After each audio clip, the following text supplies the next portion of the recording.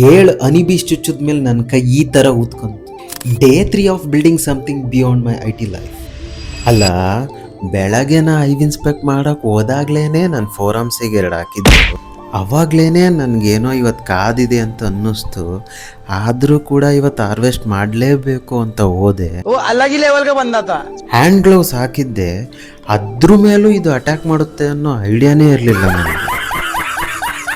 2 ಕೈಲೂ frame ಹಿಡ್ಕೊಂಡು ನಿಂತಿದ್ದೆ. ಅದೆಷ್ಟು ಚುಚ್ಚೋದು ಅಂತ ಲೆಕ್ಕ ಹಾಕೋಕ್ಕೂ ಟೈಮ್ ಕೊಡಲಿಲ್ಲ. ಅಷ್ಟೊಂದು ಚುಚ್ಬಿಟ್ಟು ಒಂದೇ ಸತಿ. ಕಾರಣ ನರೇಂದ್ರ ಮೋದಿ.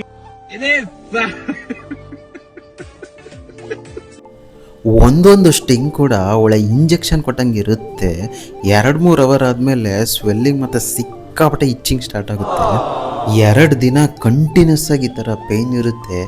ನನಗಂತೂ ಬೆಳ್ಗಳನ್ನ ಮಡ್ಚೋಕ್ಕೆ ಆಗ್ತಿರಲಿಲ್ಲ, ಅಷ್ಟೊಂದು ಪೇಯ್ನ್ ಆಗೋದು. ಬಿ ಫಾರ್ಮಿಂಗ್ ಅಂದಮೇಲೆ ಇದೆಲ್ಲ ಪ್ಯಾಕೇಜ್ನಲ್ಲಿ ಬರುತ್ತೆ ಅನಿಸುತ್ತೆ. ನೆಕ್ಸ್ಟ್ ವಿಡಿಯೋದಲ್ಲಿ ಬಿ ಬಾಕ್ಸ್ ಮೇಂಟೆನೆನ್ಸ್ ಬಗ್ಗೆ ಹೇಳ್ತೀನಿ. ಅಲ್ಲಿವರೆಗೂ stay tune. Love you all.